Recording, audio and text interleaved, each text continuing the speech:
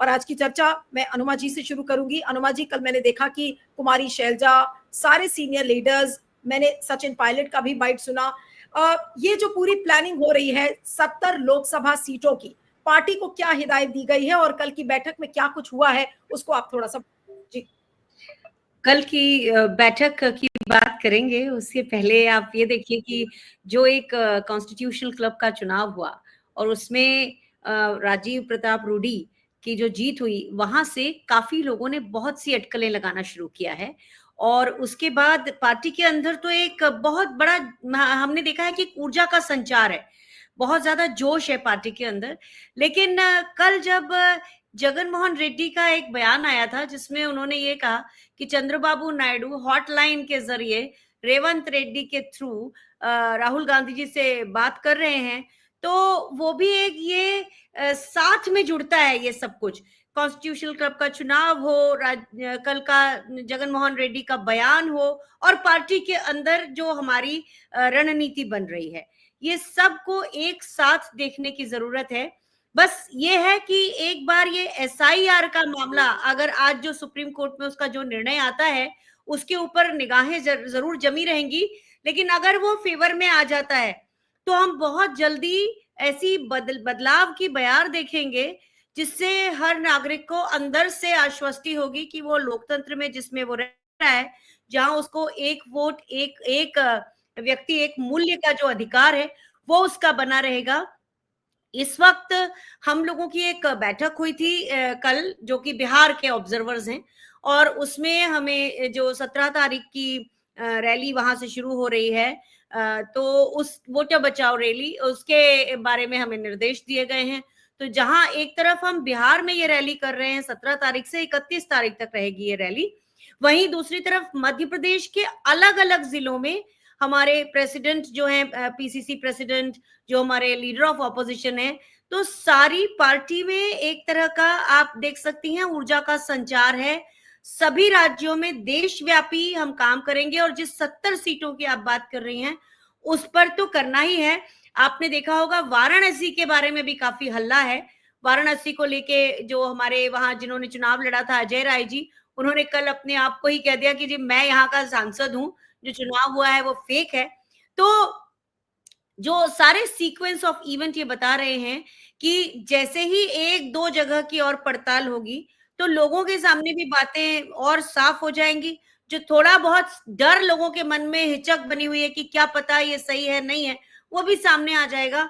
और फिर बहुत सारे पत्रकार, थैंकफुली बहुत सारे ऐसे मीडिया चैनल्स हैं, शुरू में तो वो राहुल गांधी जी को बेसिकली बदनाम करने के लिए इस तरह का काम करने गए थे, पड़ताल करने गए थे, लेकिन कुछ लोगों ने फिर उसमें सीरियसली पड़ताल करना शुरू किया और वो भी लोगों के सामने आ रही है। तो कुल मिला के लोकतंत्र के लिए हम एक अच्छा समय आता हुआ देख रहे हैं। लोकतंत्र के अच्छे दिन शायद आने वाले हैं। अनुमा जी, एक चीज और पूछेंगे कि ये जो 70 लोकसभा सीटों की बात, और अभी पवन खेड़ा जी की प्रेस कॉन्फ्रेंस चल रही है, मैं देख रही हूँ, उस प्रेस कॉन्फ्रेंस में वो लगातार वाराणसी सीट की बात कर रहे हैं और वो ये कह रहे हैं कि भाई अनुराग ठाकुर हमें बताएं कि कम से कम अब तो हमें वाराणसी की डिजिटाइज्ड वोटर लिस्ट दे दे ताकि हम दूध का दूध पानी का पानी कर ले। ये प्रेस कॉन्फ्रेंस अभी चल रही है जी। देखिए, ऐसा है कि जिस डेटा को ढूंढने में कांग्रेस पार्टी को 6 महीने लगे एक विधानसभा के, अनुराग ठाकुर जब पत्रकार वार्ता में आते हैं तो वो 6 से 7, 5 से 6 लोकसभाओं का डेटा लेकर बात करते हैं। तो इसका साफ मतलब है कि किसके हाथ में खेल रहा है चुनाव आयोग। हमें डिजिटल डेटा उपलब्ध नहीं है और अनुराग ठाकुर 5 और 6 लोकसभाओं के डेटा की बात कर रहे हैं। तो इसलिए ये बहुत जरूरी हो जाता है। और पवन जी की आज जब प्रेस कॉन्फ्रेंस पूरी अनफोल्ड होती है, पूरा हो जाती है, तो उसके बाद हम देखेंगे कि हमारी रणनीति क्या बनती है। लेकिन ये बहुत बड़ी सोचने की बात है कि जिस डेटा को एक विधानसभा, पूरी लोकसभा की एक विधानसभा का डेटा खंगालने में, क्योंकि जो इलेक्शन कमीशन ने हमें डॉक्यूमेंट्स दिए थे वो ना तो उसमें स्कैन किया जा सकता था, ना फोटोग्राफी की जा सकती थी, डिजिटल तो वो था ही नहीं, खैर उसको आप डिजिटाइज भी नहीं कर सकते थे। तो इसके बाद जब अनुराग ठाकुर की प्रेस कॉन्फ्रेंस ने एक और खुलासा अपने आप कर दिया कि पूरा election commission of India Bharatiya Janata party के हाथ की कठपुतली है, और इसीलिए ये और जरूरी हो जाता है कि ये पड़ताल को कांग्रेस और भी ज्यादा युद्ध स्तर पे करें, जिससे लोगों के सामने सारा सच आ सके, और यही हमारा सबसे पहला उद्देश्य रहेगा। अब मैं अंतिम राउंड ऑफ कमेंट्स के लिए आ रही हूँ। अनुमा जी, आपके पास आती हूँ, और बहुत संक्षेप में सब लोग अगर अपनी बातें रखेंगे तो हम समय से कार्यक्रम खत्म कर लेंगे। 1 बजे अगला लाइव लगा हुआ है। अनुमा जी, जो बात अभी कह रहे थे विवेक की, अब जो अगला चैलेंज है कई फेजेस में 70 लोकसभा सीटों का, और ये तो एक विधानसभा का क्षेत्र था महादेवपुरा, जहां पर 6 महीने लग गए। तो क्या ये कई साल इसमें लग जाएंगे इस एक्सरसाइज में? और मैं ये डिमोटिवेट करने के लिहाज से नहीं बोल रही हूँ, लेकिन इसका असलियत तो पता होनी ही चाहिए लोगों को कि क्या हो रहा है। लेकिन ये तो ऐसा लग रहा है कि बहुत सालों का एक प्रोजेक्ट हो गया है। लेकिन इस बीच ये भी होता है ना कि मोदी जी या बीजेपी कोई एक ऐसा बड़ा मुद्दा लेकर आएगी कि सबसे पूरा ध्यान भटक जाएगा, फिर आप लोग बाध्य हो जाएंगे कि उस मुद्दे पर भी बोले। तो ये तो एक चैलेंज आप लोगों के ऊपर आएगा कि जो आप कह रहे हैं उसको जनता की कोर्ट में तो लेके जाना ही है, लेकिन साथ में आपको भटकाने की भी कोशिश की जाएगी। तो उसके लिए क्या तैयारियां कांग्रेस करेगी? देखिए, मैं विवेक जी की बात बहुत ध्यान से सुन रही थी, तो मैं उन्हें बताना चाहती हूँ कि बाद में नहीं, हमने पहले से शुरू कर दिया है। पर आप जरा समझिए तो सही कि गेम कितना बड़ा है, कि हमको 1 तारीख को लिस्ट दी गई और हमको 31 अगस्त तक ही हम उसको करेक्ट कर सकते हैं। उसी में बीएलओ जो है वही केवल उसको एंटर कर सकता है, और बीएलओ जो है वो आपको कारण तक नहीं बता रहा है, क्योंकि उसी के ऐप में खुलता है। तो आप कितनी भी कोशिश कर लें, अगर आपके उन्होंने मेरे जैसे, मैं अपनी विधानसभा जहां पे मैं देख रही हूं, उसमें 19,500 से ज्यादा वोटर डिलीट किए हैं, और उसमें से कम से कम 13,000 वापस आ जाना चाहिए। लेकिन जब बीएलओ वो करने को तैयार नहीं है, हम उसको कह रहे हैं आइए आप इस गांव में शिविर करिए, वहां का बीएलओ वहां आने को तैयार नहीं। आज मुझे फलाना काम है, आज मेरे घर राखी है, कल मेरे घर फलाना है। तो आप ये देखिए कि करवाने वाला भी तो नहीं मिल रहा है ना। आप ये कैसे कह सकते हैं कि हम नहीं करेंगे? करवाने वाला है बीएलओ, गवर्नमेंट का बीएलओ है वो, और कोई प्रोसेस नहीं बची है कि हम अपने आप अपलोड कर दें नाम। काश हम कर सकते। तो सरकार ने और खासतौर पे चुनाव आयोग ने हाथ वहां बांध रखे हैं, ये आपको समझना पड़ेगा। अभी सारे कांग्रेस के जितने ऑब्जर्वर हैं, सबके दिमाग में बिल्कुल क्लियर है कि सबसे पहला काम 15 दिन के अंदर लग के वोटर लिस्ट जो है उसको पूरा करवाना है। इसी में हमारी यात्रा भी है। तो जिन जगहों पे यात्रा चलेगी, उन जगहों के लोग तो यात्रा के ऊपर ध्यान देंगे, लेकिन बीएलओ को ढूंढना फिर भी एक मुश्किल है, क्योंकि बीएलओ को हमारी दूसरी टीम पकड़ सकती है। तो सबसे बड़ी बात इसको समझिएगा कि हाथ बांध के हमसे कहा जा रहा है कि ये काम करो, और पूरी तरह से हाथ बंद है। हम इलेक्शन कमीशन की वेबसाइट एक्सेस भी कर लें तो हम नए फॉर्म 6A, मतलब इसमें 6A लगेगा, क्योंकि पहले ये वोटर लिस्ट में थे, बाद में डिलीट कर दिए गए, तो हम अपने आप नहीं भर सकेंगे, उसमें बीएलओ की जरूरत पड़ेगी। तो ये एक साजिश को सड़क पे ही इसका जवाब दिया जा सकता है, और सुप्रीम कोर्ट को इसके ऊपर ये संज्ञान लेना भी चाहिए, क्योंकि आपने एक तरफ आप कहते हैं इतने सारे 11 डॉक्यूमेंट की लिस्ट, उसमें से वर्केबल डॉक्यूमेंट 1 या 2 ही हैं। दूसरी चीज ये पता है कि इस समय बिहार में बाढ़ आई हुई है, मैं वहां पर थी, 1000 घरों वाला गांव पूरा डूब गया है। अब डूबे हुए गांव से लोग क्या लेकर निकले हैं? माल असबाब, जो उनके कपड़े, जो उनके जेवर, जो और चीजें। कागज कितने लोगों ने उठाए नहीं मालूम, क्योंकि मवेशी भी नाव में लाए गए हैं, मवेशी डूब रहे थे। गांव वालों का तो काम मवेशियों से चलता है। तो ये सारे हमारे कंस्ट्रेंट्स हैं जो बहुत साफ है, और इनके साथ साथ हमको ये काम करना पड़ रहा है। पर एक बात मैं और कहूंगी कांग्रेस पार्टी के बारे में, मुझे नहीं मालूम इस शब्द को आप किस तरह से व्यू करेंगी, पर ये पार्टी जो एक कुलीन पार्टी रही है, यानी कि भद्दे काम नहीं करती, झूठ नहीं बोलती। जो का आज तक कांग्रेस को आपने ये नहीं सुना होगा कि कांग्रेस पार्टी ने झूठ बोला। तो राहुल गांधी जी ने जब पूरा इतना प्रेस कॉन्फ्रेंस की, तो उसमें उन्होंने एक एक चीज का ख्याल रखा, और बाद में जो पत्रकार गए खोज पड़ताल करने, उनको भी वही तथ्य मिले।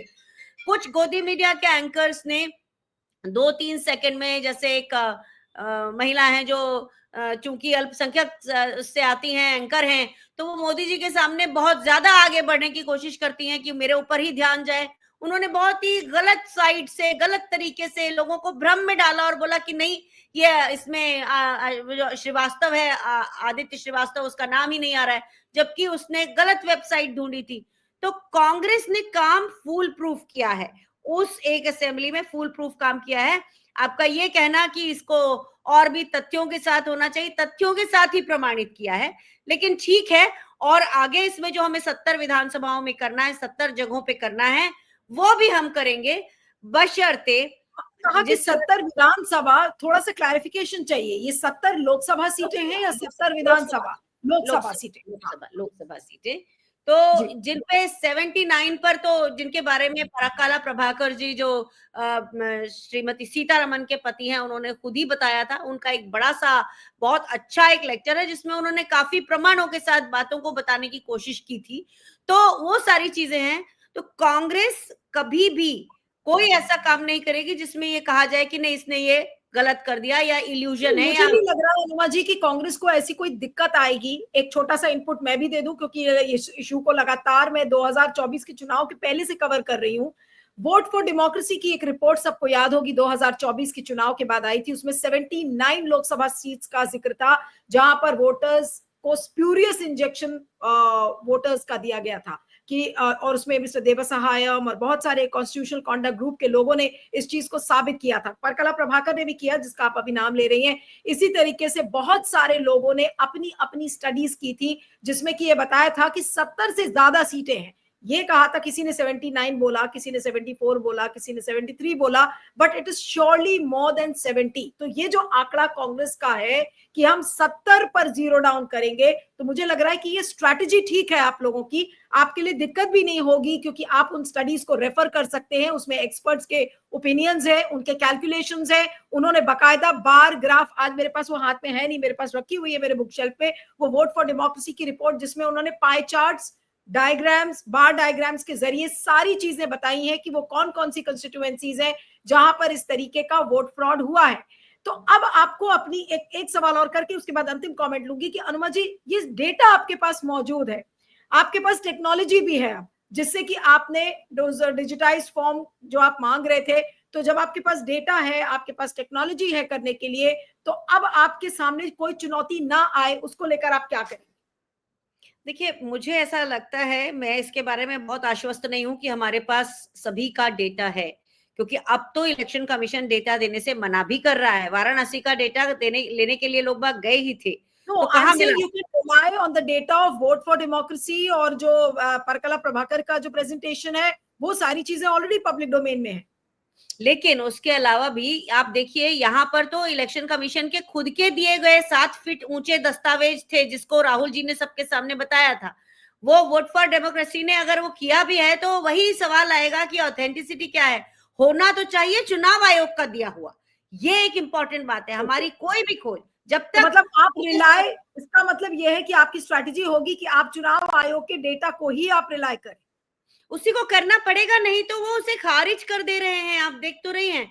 और एक बार फिर मैं विवेक जी आपसे कहना चाहती हूँ, मतलब ये कोई तीखी टिप्पणी नहीं कर रही हूँ आपको, हमारी लाचारी बता रही हूँ कि दरवाजा इन्होंने बंद कर दिया है, खोलने वाला भी बीएलओ है, हम नहीं खोल सकते वो दरवाजा। तो एक तरफ हमारे मुंह पर दरवाजा बंद है और उसको हम थपथपा रहे हैं, तो भी खोलना मुश्किल है। तो ये आने वाले 15 दिनों में ही हमें करना है। 31 तारीख को ही हमको ये खत्म करना है। उसके बाद 1 सितंबर से 30 सितंबर तक चुनाव आयोग जो नाम ऐड करेगा बीएलओ के दिए हुए, वही ऐड करेगा।